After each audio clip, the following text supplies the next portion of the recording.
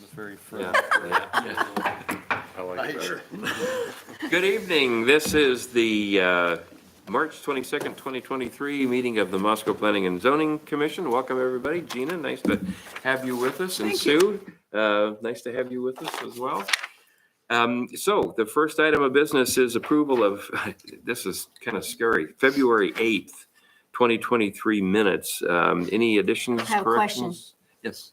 So, next to the last paragraph, accessory dwellings and smaller lots, blah, blah, blah, blah, blah, blah. City of Moscow allows up to 4 unrelated people. I thought it was 5. It's 4. Is it 4? Okay. Okay, so we don't need. Okay, no- then no it's need- fine. no Fine. need to correct. Okay, so do we have a motion to approve? I'll make a motion. Dennis, motion, a second? Second. Full second. We have to do, we're still doing roll call. Okay, Dennis, we'll start with you. Nicole, Aye. Victoria, Aye. Sue, aye. Gina, you don't get a vote. Nope, So I get nothing. approved, okay. Just the joy of being here with all of you. So the next item is the public comment period. Seeing nobody in the audience, we will move on from that. And Mike, that puts you up next with the subdivision ordinance and street chapter update. Thank you, Mr. Chair. Many of you will remember the subdivision ordinance that we worked a number of years on. This is really an update and probably be good for the few of you in the room present that didn't work through that, just to give you an overview. But really just bringing you up to speed of where we're at in the process and what we're probably looking at for maybe the next P&Z meeting as far as another hearing on that. So just a little bit of background. The commission ended up finalizing a draft subdivision code in July of 2019. At that time, there was a subdivision review committee that was formed to review and provide recommendations. It included a subdivision developer, civil engineer, land use attorney, and 2 members of the Planning and Zoning Commission. Committee met twice, October and November of that year, and formed recommendations. The commission then reviewed those recommendations at their meetings in January and February of 2020, and ended up, based upon the recommendations, amending a number of sections within the ordinance to really better the ordinance after that feedback. And then the commission conducted a public hearing pretty much in the middle of COVID via Zoom, June 24th of 2020. And they recommended approval as presented to City Council. And that was intended to coincide with a streets chapter. And so if you recall, we were taking it from Title V, Chapter 1, and putting it at the very end of the the zoning code, creating a new Chapter 12 for the subdivision code. And then in place of the subdivision code in Title V, we were going to create a new streets chapter. Included some things, for instance, addressing. We needed to carry over. So within the subdivision code, we pretty much call everything a subdivision right now. And that's how we require frontage improvements on just individual lots in town. And so there's going to be a gap there. That's why we needed to carry over a new streets chapter in order to not have that gap and have something occur where we couldn't implement frontage improvements for new developments that weren't on a subdivision. And so we needed to fill in some of those gaps. There was another curb cut section that was taken out of the zoning code, currently in the street standards right now, which is passed by resolution. We needed to locate that to the streets chapter as well. And so this is primarily the job of engineering department who was drafting that proposal. So I think I covered this, largely contained those items. So it ended up taking a little bit longer to draft than anticipated, and we had a little bit of turnover. Bill was taking it on, then ended up passing that on to Cody, and obviously we had COVID during that time. And so it's taken a little bit longer than we anticipated to do that. And now we're about ready to go on that streets chapter, but about 2.5 years has passed since we had the public hearing for the subdivision code. And so it feels right to go back and conduct that public hearing again and then have these both advance on to City Council with another recommendation. Obviously, this is outside of really land use So we won't conduct a public hearing on the streets chapter. That'll just be before city council. But it will be on the subdivision code. I think staff's recommendation would be go back and conduct the public hearing again on that, just since so much time has passed in between the last public hearing. So this new part that is being completed on streets is not, you say that's not going to be a part of it? It won't be. Yeah, the commission won't review that. That's strictly engineering related. Okay. So all Title V is really a section related to engineering. Okay. And so it's not encompassed by the Land Use Planning Act. So we're not required to conduct a public hearing Okay. before Planning and Zoning Commission, just city council, because it'll still be an ordinance for city code. So. Now, what about, so, street, I'm behind the eight ball on this, but, you know, a long time ago, we put back tree lawns that were gone and changed some street widths, or determined street widths. And that's not subject to public hearing at all? It is before city council. So that's all passed by resolution. It's our standard construction drawings is what that's called. Okay, And so there would be a public hearing looking at that before council? yeah, it'd be before council. Usually Transportation Commission works on those standards Yep. and then they'll make a recommendation to city council. Okay. It's typically the way it works. So when we go to a public hearing on this, then we're just going to be revisiting essentially the public hearing that we had in 2020? Yeah, exactly. Yeah. Yeah. Wendy and I were on the subcommittee for that. Yeah. I'm going to have to go back, see if I can draw on some of those. Well, I have all the background too. If there's a question, I have the slides hidden right now, but I have all the subcommittee's recommendations. Okay. So we can go through those if there's any questions. And obviously, Bless you. got a couple new people that haven't seen this too. New You know, commissioners, so- that part will be good. I mean, I don't recall People that don't we had remember it that any well either. controversies over this. It was a fairly straightforward, We had nobody that testified.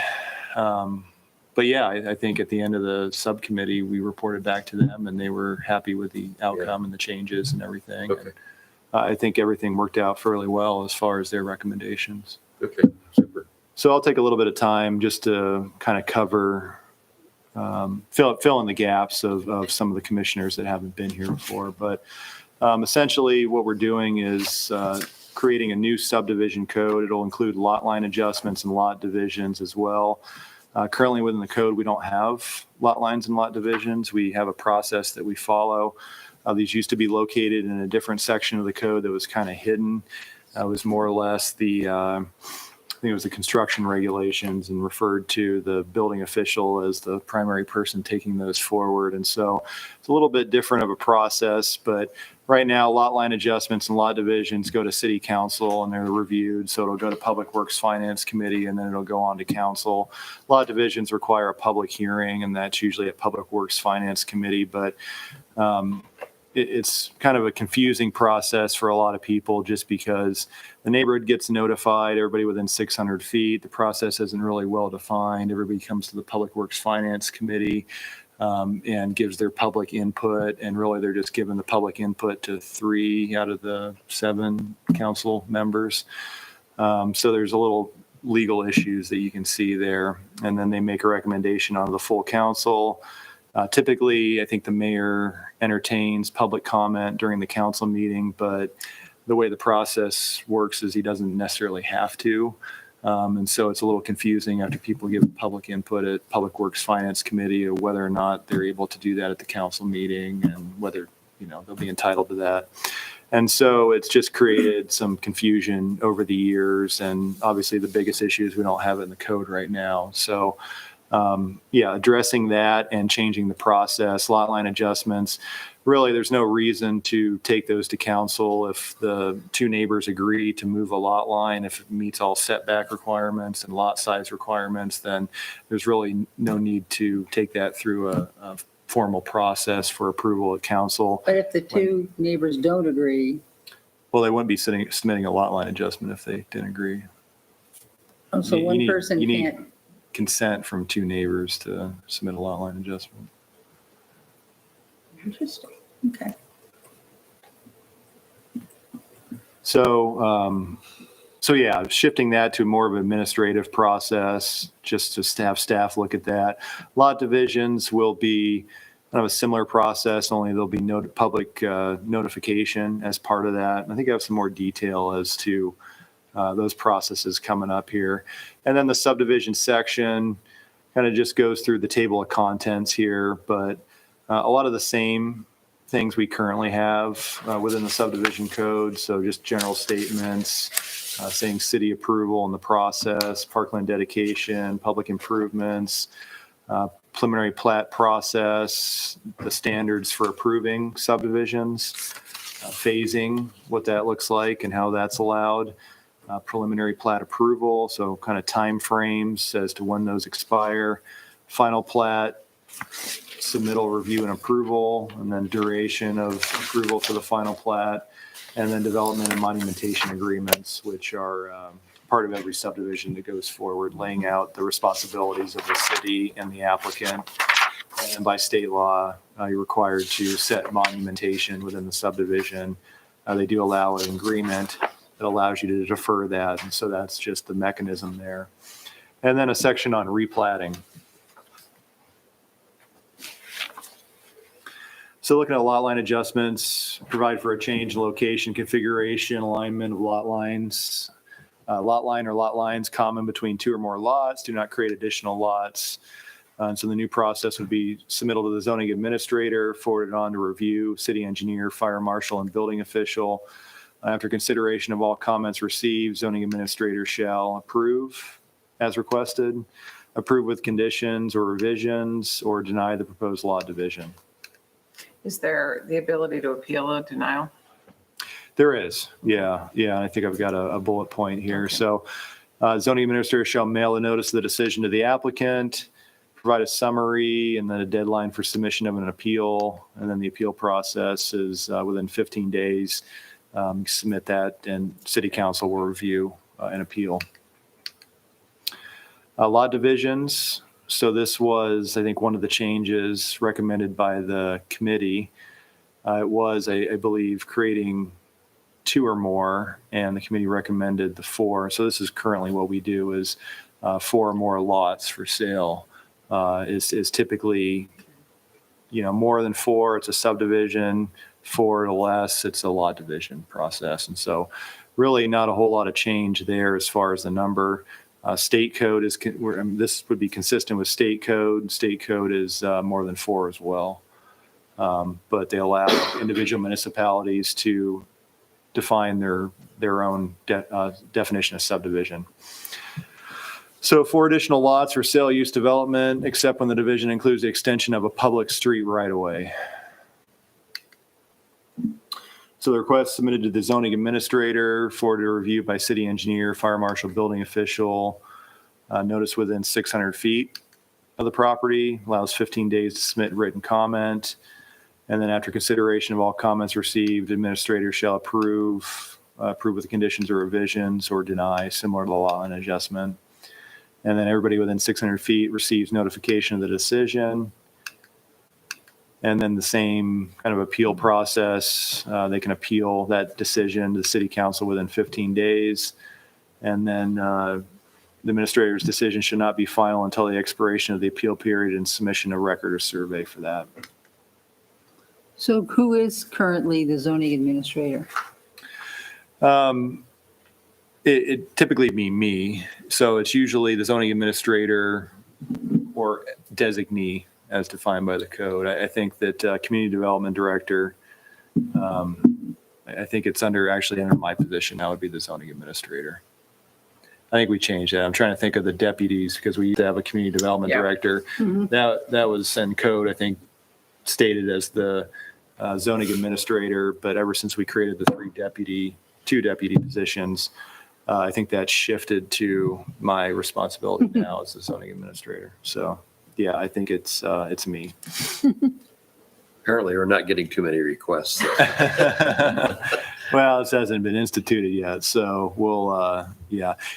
But the way the code typically reads is that it's zoning administrator or designee. And so Amy, our other planner, typically handles the lot line adjustments and lot division. So I anticipate that she will still handle those, and we'll just have this process. So we'd kind of gone through the table of contents here. And then we go through subdivision design standards. You have purpose and applicability.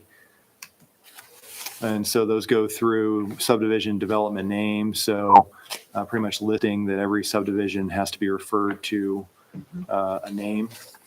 And then street standards and access, number of access points. So this comes up often in fire code. So this just reflects the typical fire code requirements, that you have subdivisions. If you have one access point, you can only have up to 30 dwelling units based upon that one access point. 30 to 100, you need 2 access points, and then more than 100, no less than 3 access points. And so a lot of this comes down to just emergency services being able to access if one of the roads blocked, the main point of access is blocked. How do you reach those other dwellings beyond that? And so that's where these code requirements come from, is the fire code. Well, in our discussion on that, it was also people living in the subdivision if they needed to evacuate. If there's a gas leak Sure. or something, Sure. then you have a whole lot of people trying to get Sure. out of there. Yeah.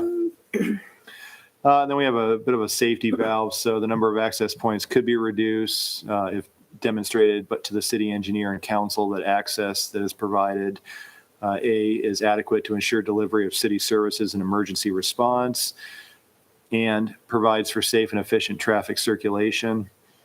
So the engineer may require an increased number of access points if, due to unusual circumstances of a site or adjacent street, such additional access is necessary to ensure safe and adequate vehicular circulation for the general public, delivery of sanitation services, public school transportation, and emergency response. So could go either way, but it gives the discretion of the city engineer, and I'm sure that they will rely heavily on our emergency services providers. What's the current definition of a dwelling unit?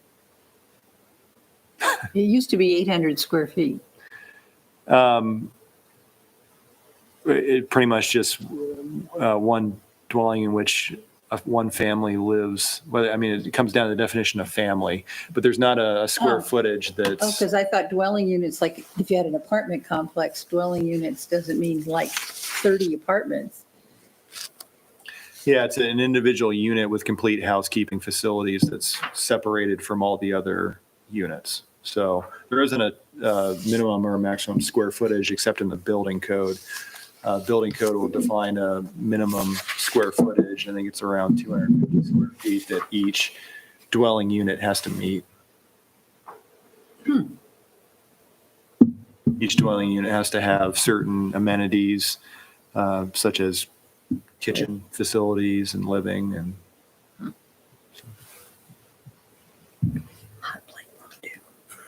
No, I was just thinking of, you have an apartment with 4 bedrooms, 1 kitchen, 1 bath or 2 baths. And how many vehicles that is you need to evacuate. So I was just wondering what the definition of a dwelling unit was. Just 30. I was just picturing apartments mixed in with other things. Then moving on to street layout, connectivity.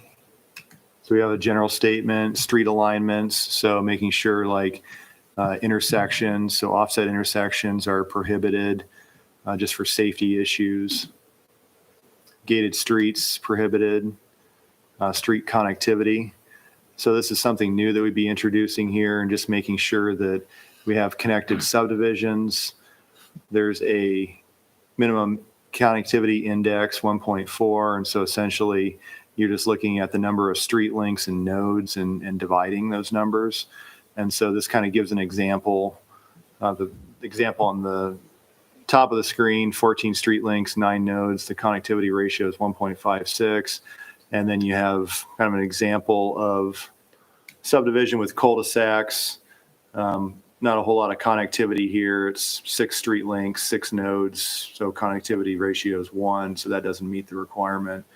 And so just making sure that we have connected neighborhoods, connected streets, efficient delivery of service, and kind of our refuse, garbage collection, emergency services are able to efficiently access those areas.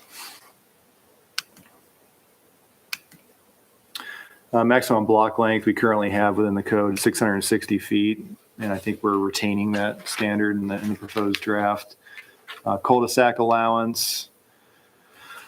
Typically, we discourage cul-de-sacs, but just because of the nature of where we live with the Palouse Hills, you need cul-de-sacs to develop certain areas of town.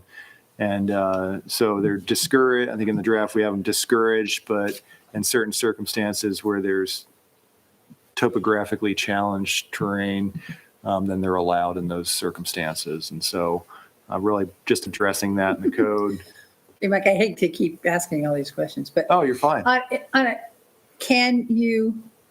is there a minimum size of a cul-de-sac? Like, could a cul-de-sac be made to be large enough? Because I've seen cul-de-sacs where, you cannot park a car on the street between the 2 driveways because they're so close together.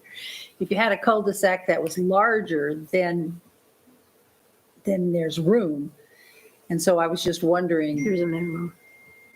Yeah, so it follows fire code as well, and so it's 96 feet for the diameter is the standard for cul-de-sacs. That's with no parking around the cul-de-sac. So Exactly. if they wanted to make it larger by Yeah. 8-10 feet, then I was just saying it would be nice if it was required. yeah. I mean, they certainly could make it larger, and then they'd still be able to turn around, and there could be parking. You end up with a number of lots that surround it, and each lot has a 20-foot to 30-foot wide driveway. And so it turns out to be there's not a whole lot of curb around a cul-de-sac that's available for on-street parking. That's why I was Just thinking because it of was the- bigger. yeah. It's a Yeah. bigger radius. You could. Yeah, but part of the reason why you have a cul-de-sac is because of the topography. And Well, that yeah, often means you that's need true. a smaller yard because you don't have enough yard. And so to make a bigger cul-de-sac, Yeah. you need more yard. We don't have very many developers who are voluntarily building larger streets than what are Yeah. required. It's typically trying to. I was just thinking yeah. of safety. Can I back up for a second? Darn it, you're asking questions with the idea of infill development right now. Uh-huh. What happens if we do have the subdivisions that have mixed types of housing like that? And you're saying there's X amount of ingress and egress is allowed. What happens when we have A fourplex. a fourplex or 10 houses in one big apartment complex? And how do you do that? Well, that's just the flexibility in that section. Typically, every development the fire department looks at. So if it's a multifamily building, the fire department will look at that. But as far as the access points, if a subdivision, every time you subdivide land, it comes along with zoning, and usually they're rezoning the property. Mm-hmm. If there's a number of 2-acre lots that are zoned R4, which it allows multifamily, and then you have a number of single-family lots. Say there's only 20 lots in the subdivision, but they have the 3 or 4 of them are 2-acre multifamily lots. I think you're going to anticipate that it's likely to be developed with apartments that are going to be over the 30 dwelling unit requirement. And so in these circumstances, the city engineer may require an additional access to that area. Yeah. And so I think they'll look at it at the time and, That's why I was asking what yeah, constitutes a dwelling unit. yeah, Yeah. Well, because if you all have of a 20 sudden- apartments, you have 20 dwelling units. yeah, So Yeah, if you it doesn't go by the building. yeah. or the square footage, it's just Yeah. pure and simple numbers. All right. Because I'm thinking we'll see more of that in our quest for Infill. adequate housing and that sort of thing. We may end up with mixed Yeah. housing types. Yeah. And I just, It's already starting to happen. If Yeah. you look at what we saw at Harvest Hills, where there's single family, there's duplexes, there's twin homes. Yeah, they all are. Yeah, there's a mix Woodbury, there. And then, Arlington, all of them. multifamily you're not as concerned because all those buildings are typically required to be sprinkled. So they have fire sprinkler suppression systems. With Twin Homes townhouses, those aren't. They have 2-hour separations between the different units, but they don't have the additional fire protection of a sprinkler system. Right. We had multiple family housing. We just never acknowledged it before, say 1980, when almost every house in Russell had a basement apartment because they were renting to a student or two or three. It was all happening. It just wasn't acknowledged. I think that wasn't uncommon. It happened up at University Heights a lot. Well, I remember looking back at one of the earlier zoning codes, and that was an allowance. It pretty much stated that if you have a large, I mean, this is back in the 50s, 60s, if you have a large house, I don't know if it ever had a definition of what constituted a large house, you could divide it up on the inside pretty much as you wanted to. That's because they had no student housing. Yeah. Well, yeah. There wasn't enough housing. But Okay, yes. sorry, everybody, I had to take a. No, This is It's good. just a good question. Yeah, I mean, we took 3 years to work through, maybe even longer, to work through these. And so this is, ask as many questions as you want because you haven't seen everything here. because you And so- probably have discussed all that Yeah. already.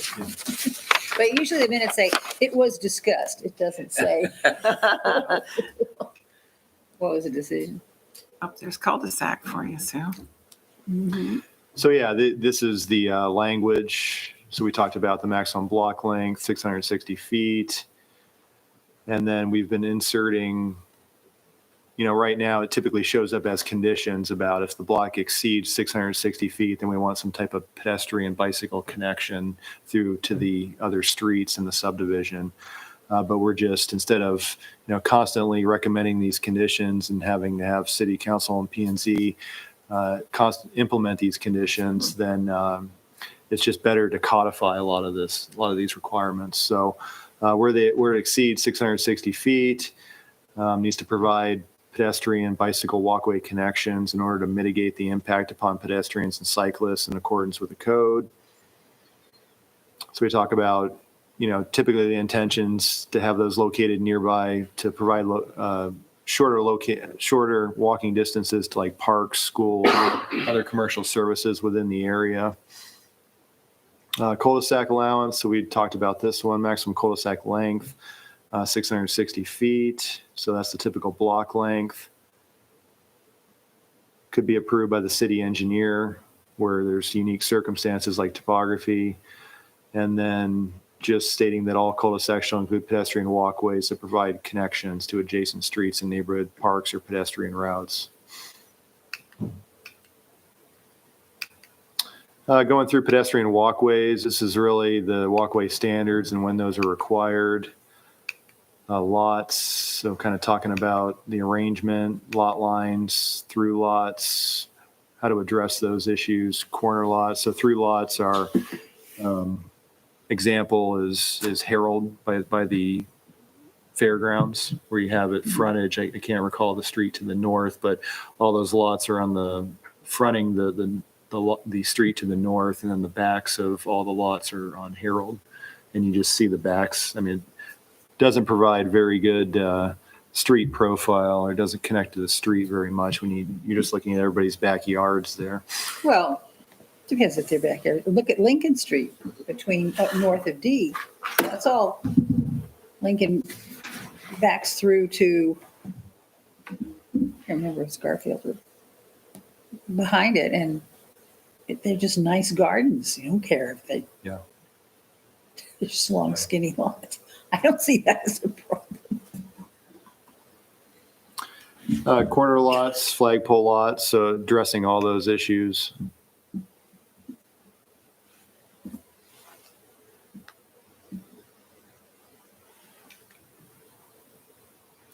Typically, we have a pedestrian walkway standard, so it's typically 10 feet in width, and it's dedicated right away.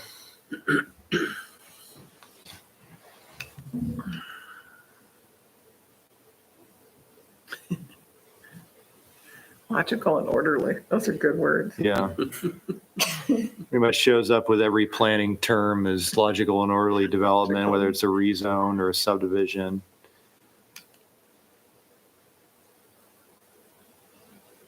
So making sure that, yeah, sidelines of lots should be at right angles and radial to the street lines unless a variation from the rule will give a better street layout. Through lots should be avoided where practical. Through the use of rear alley or private drive access, alternate street layout or other means. Corner lots, so should be 10% larger than the minimum lot size of the applicable zone to ensure adequate building opportunities upon the lot. And so this is just over the years, we've had to dedicate an incredible amount of time to trying to get building plans to fit on certain lots, just because the subdivision developer will plat the corner lot and it'll just meet the minimum, but you have additional setbacks because you have front setback and then you've got a Utilities. street side setback, there's utility easements. And so the corner lots almost always seem like the last lots to be developed, and you have a number of contractors, homeowners come in trying to get plans to fit. And just over the years, I mean, we've probably dedicated 4 or 5 times the amount of time that you typically dedicate to helping somebody fit a house plan on a normal lot. And we're a small enough city that we dedicate those staff resources to helping people fit plans on lots. I mean, if you were in a larger city, you wouldn't be able to get in the door to ask any questions or get any help. You'd have to hire an architect or engineer to pretty much submit your plans with all the requirements. But just because we like to remain accessible and really help everybody to figure that out, we end up dedicating quite a bit of time to that. And so just trying to alleviate that issue to a certain extent by increasing those when they plat them by at least 10%. And then flag lots, of course, we're still going to retain flag lots, allows for infill development and using kind of the rears of those through divisions. And so we just have other sections that this points to as far as the flag lots. Parkland dedication. So currently we have a parkland dedication section. We're amending that slightly. And then stormwater standards, preservation of natural drainage courses, stormwater detention facilities. We went back and forth quite a bit with the subdivision committee.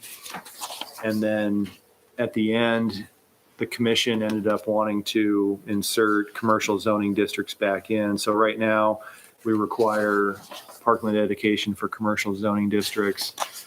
But if you look at any of the parkland requirements, like our Parks and Rec master plan, everything's based upon population. And so you have commercial zoning districts, you're not really increasing the population through a commercial development. It's all housing related. But we do allow residential in most commercial subdivisions and zone property. And so commission wanted to reinsert commercial zoning districts in the parkland dedication. But we had, I think this was maybe 2 subdivision codes ago, dating back 15, 20 years. There used to be a requirement that a development agreement be entered into for residential developments within commercially zoned land. So that's what we've done. If there's any commercial zone land within a subdivision, developer enters into a development agreement. And then if at some point in the future there's residential developed on any of those individual lots, then they'd be required to dedicate parkland dedication or pay a fee in lieu of at that time. And so that's what we had arrived on with the commission and the committee. And then stormwater. So this is typically already addressed within the current subdivision code. Just follows what we have adopted by resolution. So there's stormwater runoff control standards that we have adopted within the code right now. It just points to that sections. Trying to preserve to the greatest extent possible those natural drainage courses. So subdivision goes through Hog Creek, and I mean, it's been a council goal for a long time to keep those open and instead of piped. And so, just sometimes it's not feasible, but sometimes it is. And just having a statement in there about that. Stormwater detention facilities. So Nothing new here. We have stormwater runoff control standards, just pointing back to that. Then it covers utilities and easements. So this is similar to what we already have. Flood hazard areas were required by FEMA to have that within our subdivision code. So it talks about when base flood elevations required of subdivisions of certain sizes.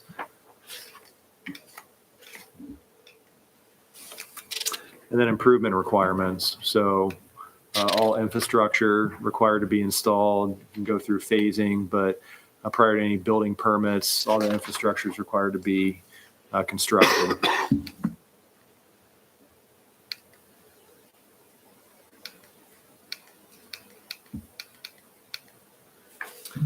And then monumentation, this is a lot of engineering jargon is really the monumentation section. But yeah, just laying that out there about street monumentation. What's a witness corner? Couldn't tell you. I have to get back to you. Is that one, I swear. is that one of those, you can't put the thing right on the spot, so you go somewhere close and mark it? The little thing they put in the ground?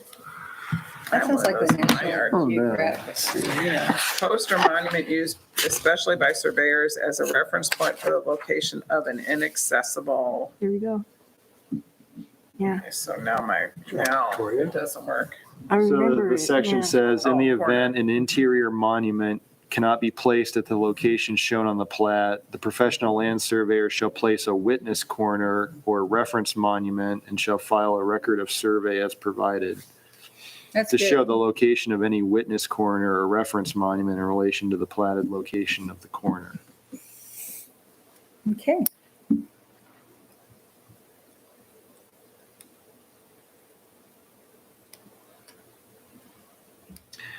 Yeah. So if they can't place it for some reason, Like it's right in the they'll middle place of it a at a tree different trunk. Yeah. location and have to record that. Giant So, rock. yeah, there's exactly. So.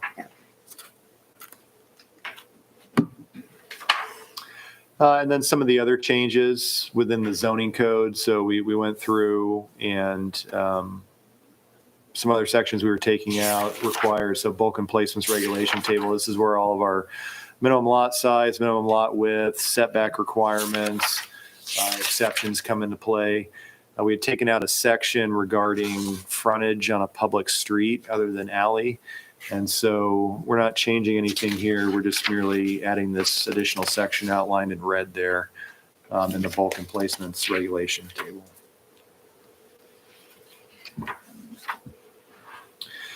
Now we're almost to the end of this, so that what commission I think was most proud of was the development of two different subdivision options. We had a traditional subdivision option, so this is, reading through the purpose statement here, encourages traditional neighborhood development patterns characterized by smaller lot sizes, mixture of housing types, neighborhood open space, and gridded street system with alleys that is pedestrian oriented. So much like a lot of our older subdivisions here. And then just really it allows you to go through this process as an alternative to the typical subdivision process. You choose one of these options. So it's the same process, just supersedes a lot of the underlying lot area, lot width, setback, maximum building height requirements. There is more open space, so that's the give and the take on this is additional open space is required. Typically, Parks and Rec Commission makes a recommendation on that. And then we have standards that the common open space should meet functional parkland dedication requirements, be dedicated to the public, managed by the city, and be located in one contiguous area unless determined to be more beneficial in multiple locations, like more of a linear pathway system. Development standards, so traditional development pattern shall utilize streets and alleys, interconnected grid pattern, cul-de-sacs, other dead-end street configurations shall only be allowed in limited circumstances. Building lots should be designed for vehicular access at the rear of the lots via the alley access to allow front building wall and dwellings to be located closer to the street in order to reinforce traditional neighborhood design, maintain pedestrian-oriented environment. Alley shall serve all building lots unless special circumstances exist to preclude access to such alley extensions.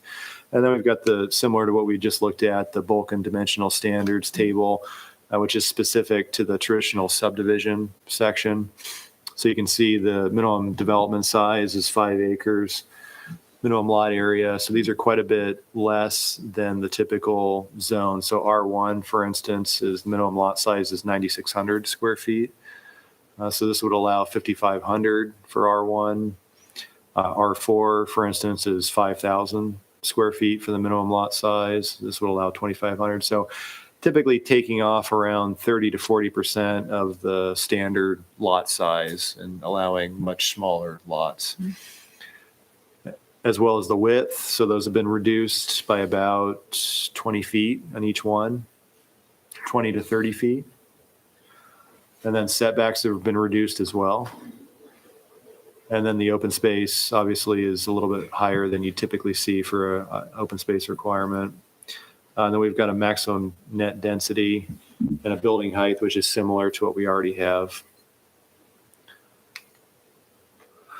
And then the last option was the conservation subdivision option. And you can see these, you know, this would typically be maybe what Woodbury, what you saw with a, you know, pretty robust kind of open space system through the subdivision, smaller lot sizes with additional open space. So it's similar to traditional, only it's just really encourages subdivision development at a higher density while preserving sensitive areas such as floodplains, steep slopes, wetlands, critical habitat, natural areas, as well as general open space. And so you can think of this, I think we'd looked at a couple examples of like the property at the end of D Street, Mr. Reagan's property, if that was to be developed at some point in the future. You've got Paradise Creek that comes down and is adjacent to that on one side. So you have a pretty large 100-year floodplain that goes into the property.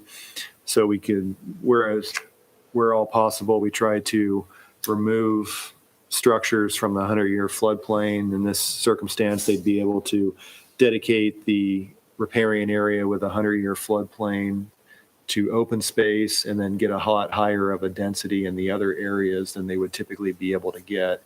And so this is really what you can envision with those circumstances, but we don't want to keep it at just those natural areas. The commission added open space in general at the end, just for there's not any natural areas on the property.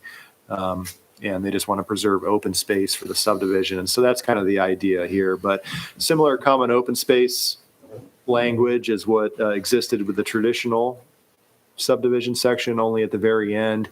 We talk about prioritizing preservation of important natural areas such as agricultural land, floodplains, wetlands, steep slopes, wildlife habitat, riparian area, and other natural features.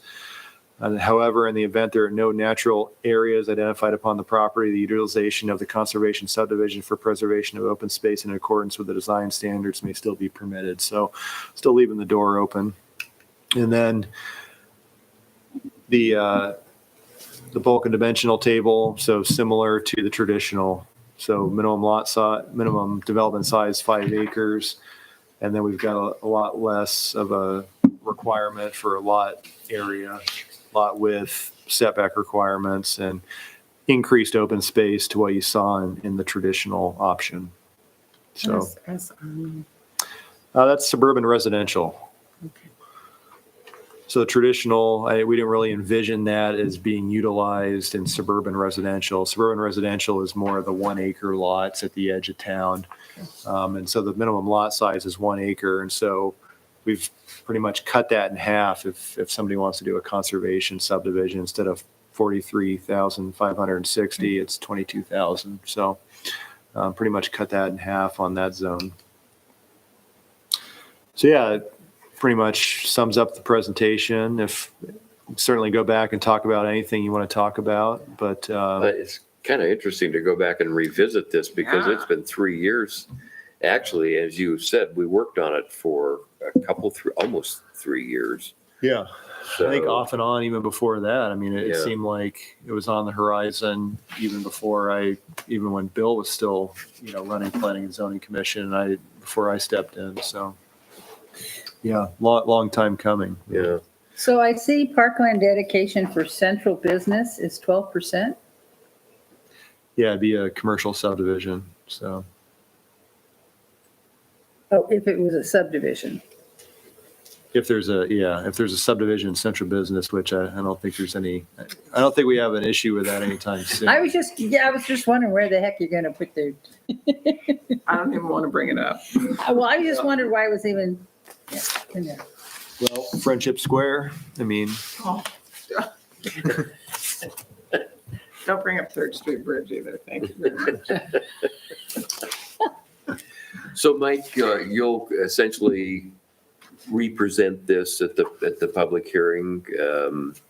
if, we feel comfortable just reconducting the public hearing, I think we have 2 weeks in between the next P and Z meeting. So if we can get it to the paper tomorrow, we'd be able to notice it for that meeting. If not, it'd be the second meeting in April. Okay. So whatever the commission prefers. We do have another public hearing that night, but it'll be a repeat of, they had changed something slightly in one of the subdivisions that the commission's already seen. So it'll be a double repeat that night if we have 2 public hearings of items that we've seen before. So. Is that one that I'm gonna have to recuse myself again from? Okay.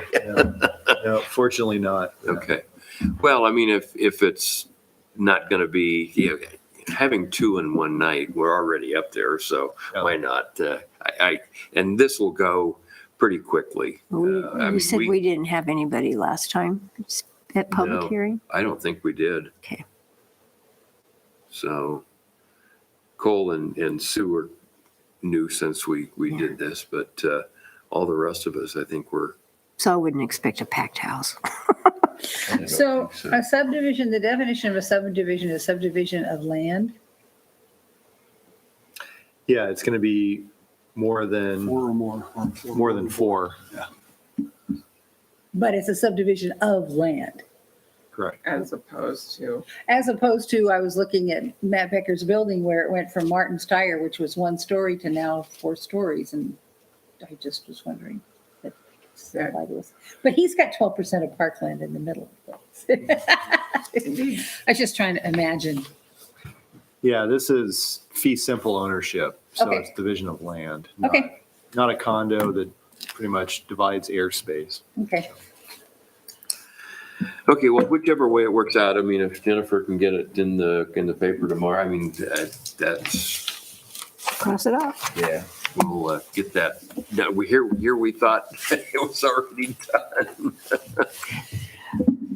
You're just moving things around from one Yeah, chapter. yeah. Well, I'm all for moving things where people can find it. Yes. You know, especially if someone's a developer and they want to find it all in one place. What is it I have to do in order to Yeah, make this work? I agree. And if you're looking at some way far others, you don't even know to look there. No, I think this was really a positive step. And it was kind of one of our first forays into the tables. Yeah, the tables are Which is fantastic. really cool, so. Okay, so any other questions on that? So next item on the agenda, the 2023 Citizen Survey questions. I read through all those prior years. It's kind of painful. So it is the idea that we set the questions so that we get answers to what we want to know?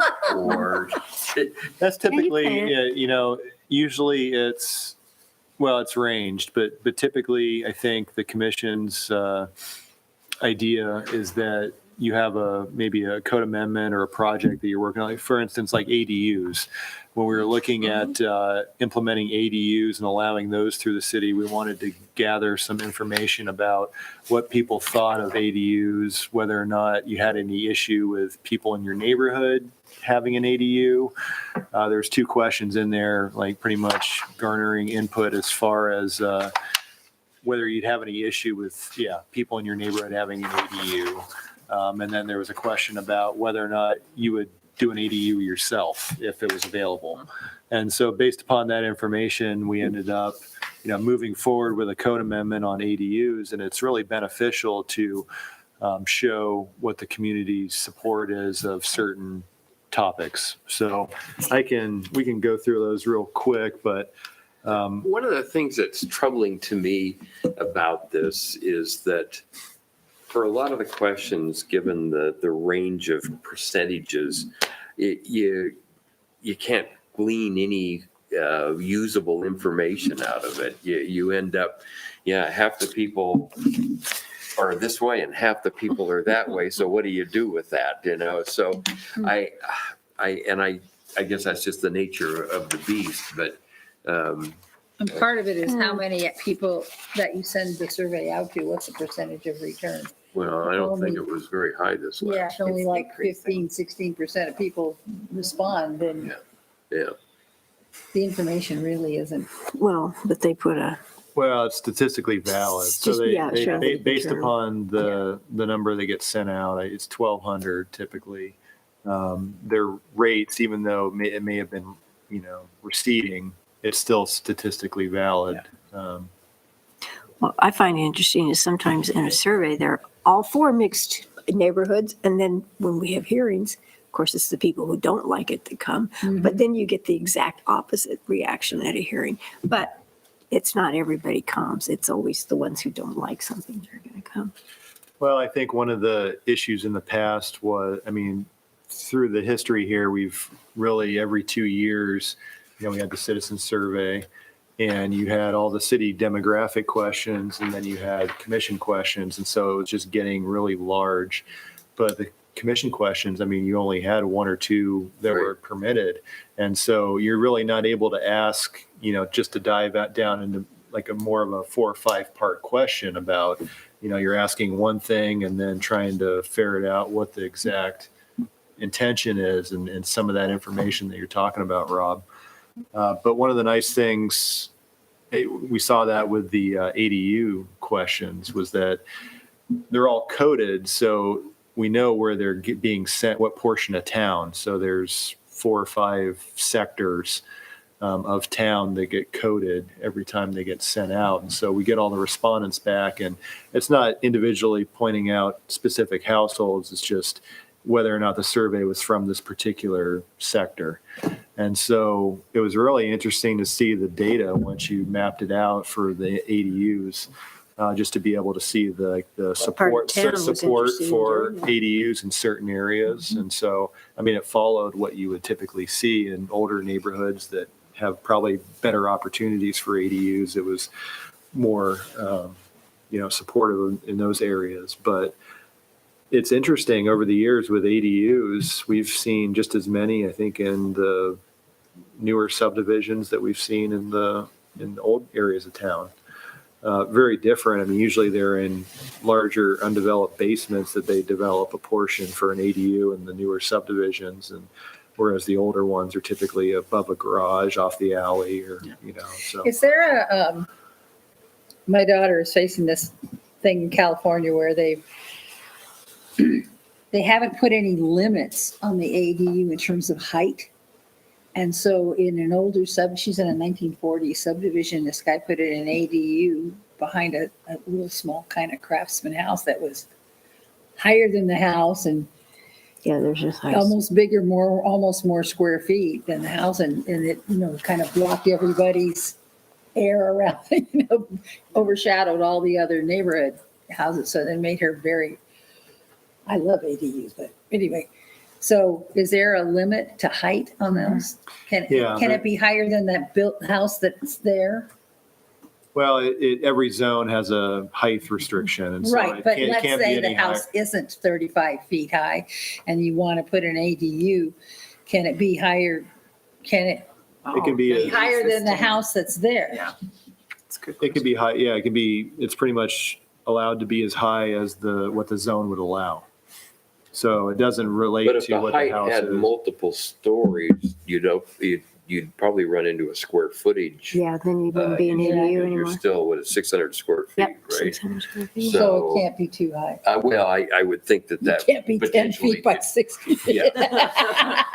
if you had multiple floors. So, well, so what issues, I guess, thinking ahead, do we want answers to or input from? With the ADU, we were working on those amendments, and it was like, I agree with you, it was good information for us to have. So, what are we anticipating that would be helpful to us to have that kind of feedback?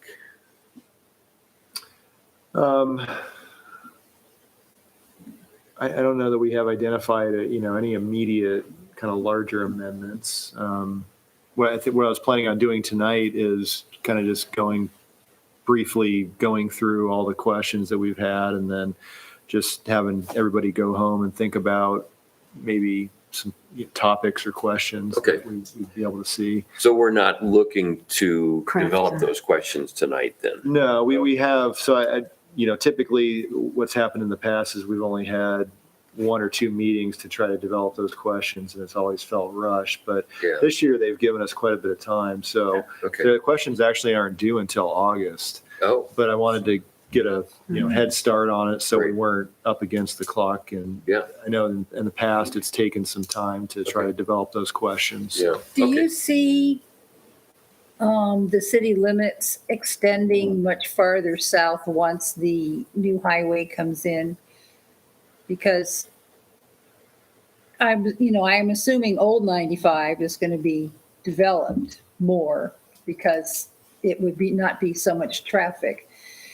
And when they put in the new highway, I was wondering if the city limits would be heading further south, and then would there be questions about what kind of development you'd want out there? Yeah, we're already starting to see that. I mean, Schweitzer had the annexation, Right. right? So that was a really large one. Then we had Eddington just to the west of that. But yeah, with the new properties that are being purchased by ITD to put in the new 95, it's creating some remnant properties, and we'll end up in the next couple of months here likely seeing another larger annexation in that same area on the east side of 95. Commercial for or residential? Commercial. So, yeah, primarily along the old highway corridors, we have it all in the comprehensive plan. It's all designated as commercial. Some more motor business or industrial designations. And so that's pretty much the primary interest that we've seen in that area. Is there any proposals or thought about opportunities for RV park? RV park? Yeah, and those are permitted in motor business. So yeah, certainly we have plenty of opportunities for those, and just. I mean, I thought we might ask people if they would like to see more. Well, we actually Platted. worked on We a worked little on bit a of lot. RV stuff just not too long ago Yeah. with respect to some of the mobile home parks, so that we could get some more flexibility Mm-hmm. for that. So, But like specifically yeah. designate. Well, Mike, I don't mean to hijack if you want to go through, Well, I think it's a good idea. I mean, these are pretty much the same questions. I had just gone through some background that we just kind of talked about, how it shifted in 2016 to every even year, the city questions, those demographic questions, and then the commission questions in the odd years. I did want to go through and kind of highlight the 2019 survey. And so that was really the first one, or I guess the second one that was sent out when it was just the standalone commission survey. And those results were apparently received, but then COVID struck and they were never reported to council at that time. And so the council hasn't accepted those. The final report was never sent to council. But we have that data here.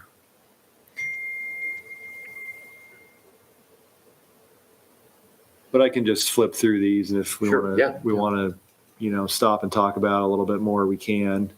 We've just asked various questions over the years. I mean, we thought at one point it might be nice to try to track the same question over a number of years. I mean, that's kind of one of the nice things about citizen survey is the quality of life. You know, we've had that data every year since 2000, or every 2 years since 2002, and to see what kind of trends those are. But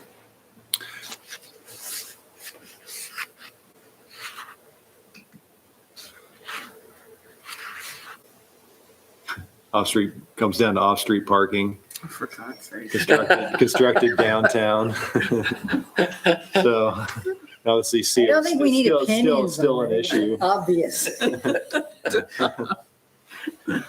We asked a question about gated communities, 2008. I think the middle question there is related to maybe a historic preservation question. I think those kind of got overlapped there. And then we've continually kind of asked these questions about commercial uses integrated in residential development and really receives kind of lukewarm responses as far as that, which I don't know. Yeah. I love being able to walk down, walk to those 10, 15 minutes and you're downtown or restaurant or somewhere else. So It would be interesting to ask that question again, though, in light of the housing and the. How far out Yeah, I subdivisions mean, have that was gone. It's way out there. 2008 now, Yeah. have we increased our knowledge or not? yeah. Just kind of a this or that type question. So high quality, high density residential or mixture of residential uses. A single family residential neighborhood includes common open space. So no real definitive responses there. Well, I think if you add up, agree on most of these questions, if you add up agree, strongly agree, and neutral, if you get, like, I think that couple of pages before it added up to 59%, then I think you have a response. Yeah. If you add those up. Commercial uses, what type of commercial uses would you like to see? Close proximity. So eating, drinking establishments is kind of the top one there. Groceries. So this was the ADU Yeah. question. So yeah, pretty definitive here as to, I think everybody thinks they should be allowed, But not in my but neighborhood. not necessarily. Yeah, you love it. Well, I'm not interested in adding one to my property. So, I mean, that kind of reflects what we've seen is that we haven't really had any complaints or any issues with them since they've been permitted. But we don't have everybody running out and building one. I mean, probably 4 a year at this point.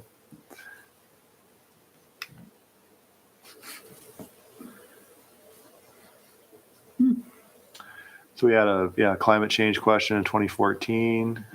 That's almost 75%. Yeah. And then just neighborhood characteristics. Which would you rather choose? I think everybody agrees that well-connected sidewalks and bicycle facilities are good. So that's, definitely definitive there. But yeah, it really just points out that it just depends on, is really a need for a mixture of different housing opportunities. It's not just the single family house with a white picket yard, or it's the twin home or multifamily. It's really just a mixture of those options. I like the either or format here, as it kind of says, okay, you don't like this, then this is your other choice. So now tell us which one you like the best. Yeah. Be interesting to see where they stand now. Yeah. We looked at tiny homes, kind of providing affordable housing options. So seemed to be high support there. This They was, were I all think, the shortly rage. right before we ended up allowing kind of the tiny home option in the manufactured home and RV parks. So amending the code, I think we've kind of addressed it with that. I know that, one item that comes to mind, it's something that Nils is always talking about, is just with the smaller houses still being required to provide 2 off-street parking spaces. I mean, for single-family homes, you could have a 5,000 square foot house and it's required to have 2 parking spaces. But if you build kind of like the house he built on Palouse River Drive, it's a 600-700 square foot house, then you're still required to You provide- still have a person in I there with a think the car or 2 people with 2 cars. I think the question is more of not how big is the house, but where it's located. If you are within the 15-minute area, you don't need as many parking spaces as if you're living way out by Fairview Village. Then you gotta have them. Yeah. Because we don't have now, where's the public transportation? We have public Which is- transit. Oh, well, I We know, don't but have all of not, the but it city doesn't go, covered. yeah. Yeah. Well, yeah, but If you don't have public transit, you need a car, yeah. It's not adequate by any means. in the winter especially, I, or 5 months of winter. every time, I just start to shudder when we start to talk about parking. I know, Given some of I know, but experiences. you know, I always wanted down where they're, down on that previous park area on Palouse River Drive, I always wanted that to be a park and ride because, yes, students, when they get here, can walk and do all that, but they had to get here from somewhere and they had to haul everything they own Yeah. in a vehicle, and that vehicle has to be Yeah, somewhere. somewhere. Yeah. Yeah. Or apparently, from some of them that have come here, some of them have their car, but they also have their truck, which they don't use all the time. Is when they want to go camping or That's right. something. So if they could warehouse If it they had somewhere. someplace, some park and ride or park, Yeah. someplace. Oh, And I think this is a question that Well, we take care I of believe it. the council inserted this under planning and zoning, I believe, at the time, to gauge the interest in educational let's uses. not bring that one back up. Let's just eliminate that slide. Would be great if you do that. And then the last one, so these are the That's Joel results that, Plaska and his job. these are the results that we haven't gone over yet. So Oh. 2019, we asked a question about importance of the following climate change strategies for P and Z to consider in planning efforts and recommendations. Oddly, I mean, a lot of the top ones we've implemented, right? So climate action plan was recently adopted. Yeah. So Oh, there you go. Explore the development of an automotive parking lot outside of downtown. Right there. Bottom. yeah, I gotta make it. more negative than, yeah. Yeah. More interesting. not importance than, yeah. Here's your results, Sue. Yeah. No. Um, Interesting. yeah. Kind of what we already do, encourage, density, multiple modes of transportation, mixture of land uses.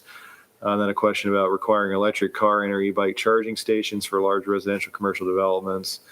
Yeah, kind of a mixed bag there, more not important.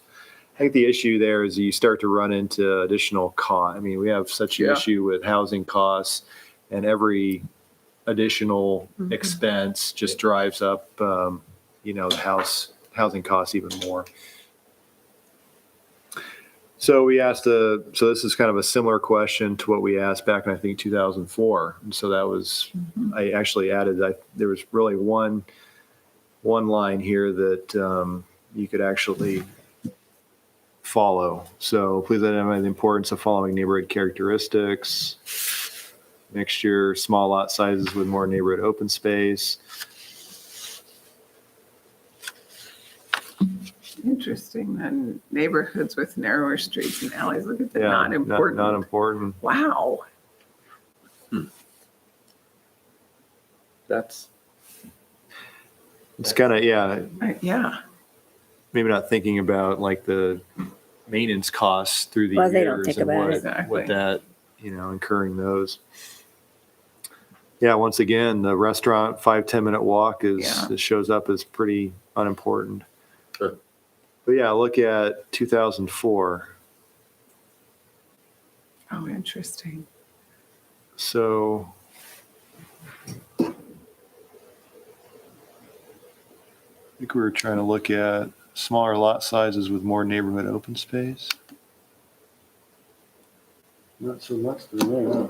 large lot size. So Item look, yeah, I. so you look at small lot size there, K. Okay. look at all the not importance That's shift. on there 50, It's a big and look shift. at the shift It'd be there. cool to have some of those outliers like that Yeah. shown, because that's So it's obviously made a shift from progress, I guess. people, maybe it could be attributed to maybe more boomers retiring, not wanting to, obviously affordability's playing a role there as well. But I thought that was pretty interesting. Some of the literature we've read, the young professionals don't want great big yards. Yeah. They don't want to spend their time doing that kind of stuff.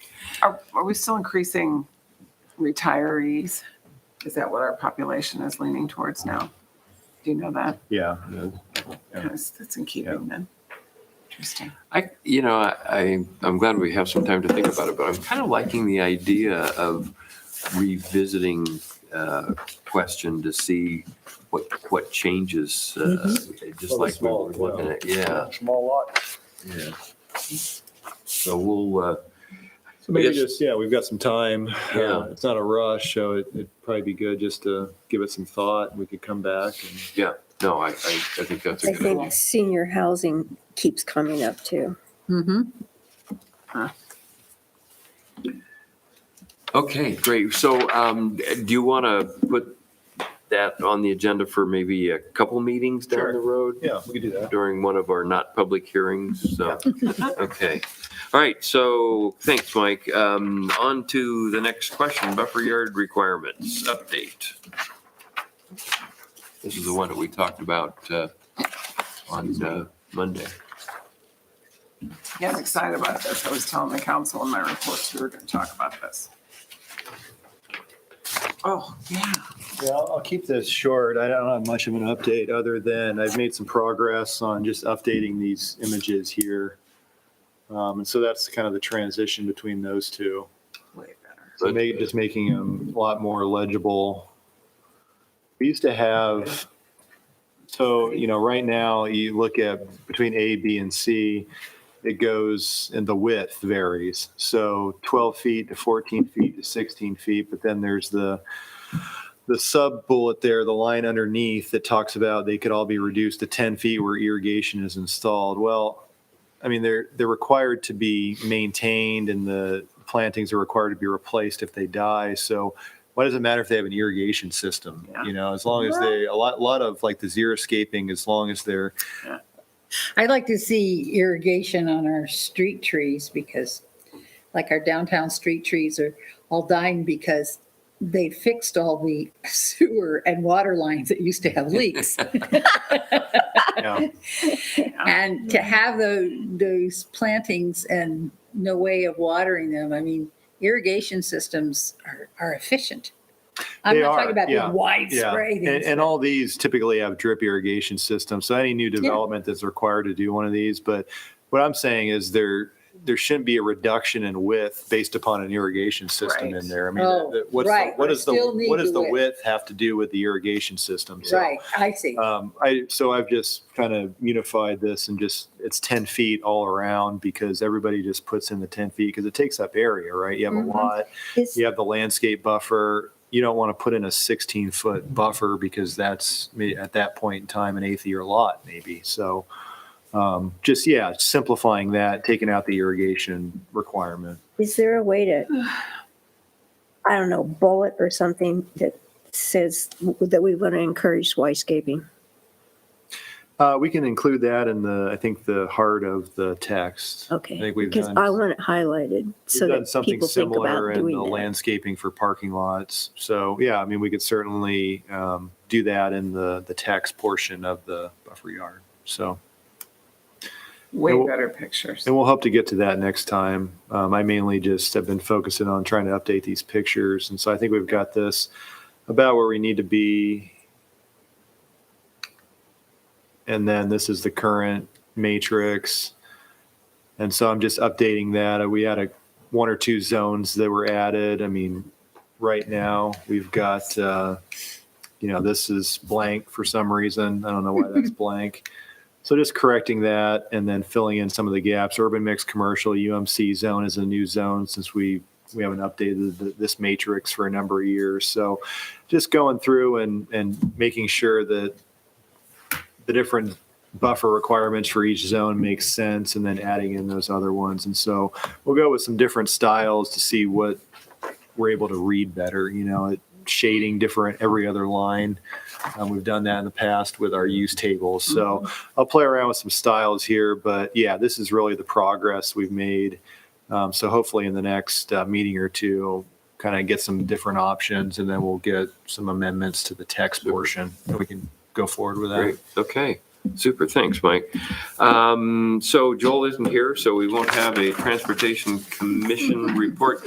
One of the things that I had Jennifer, she did a PDF file of a 15-minute city.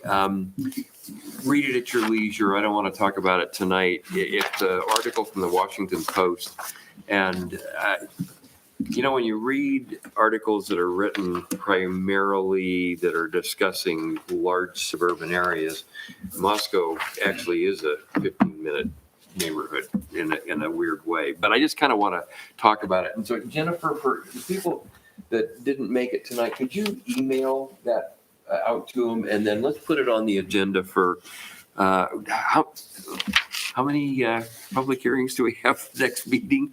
We just have two. Yeah. Um, We could split those up too. We can push the subdivision if we want. So. No, I mean, let's get that Yeah, done. get it I'm good with that. Let's push the 15-minute walk as a discussion for one of the meetings that we don't have a public hearing. Okay. So Big I don't, maybe, I don't know. I haven't looked at my calendar. When is our next meeting? It's April 12th, I believe. Okay. So, and that's on the 12th is when we'll do the two public hearings. hearings, yeah. Okay. So maybe we'll look at 26th or even May 10th. And I don't know, we'll see what happens after we get into May a little bit. But, okay. Any announcements to be made? I have a question. Yes, ma'am. So we got that letter, somebody on Jefferson Street talking about flooding. Oh, Is yeah. there, which went to council and us and I don't know who all. I just don't know where we fall. Does that fall in our ballpark? Is it just going to council? I didn't want to totally ignore it. Streets Department, yeah, they got forwarded to the Streets Department. So Oh, okay, 26. there's been a number of things over the years that have been done to try to address that. I think they recently, within the last few years, I think she had included that in her Yeah, email. and it started in Replaced a- 1999. Replaced a catch basin there, I think, which has helped. So, yeah, our streets department's out there taking a look at it and Okay. working with them. So, yeah, you don't need to respond. Okay, well, I Yeah, 'cause wasn't going to respond. I A just lot wondered of if we. those neighbors complained before Jefferson was expanded to where the new Musco building supply is. They were complaining then. Well- And then they get, oh yeah, we'll take care of it. Oh yeah, it'll be fine.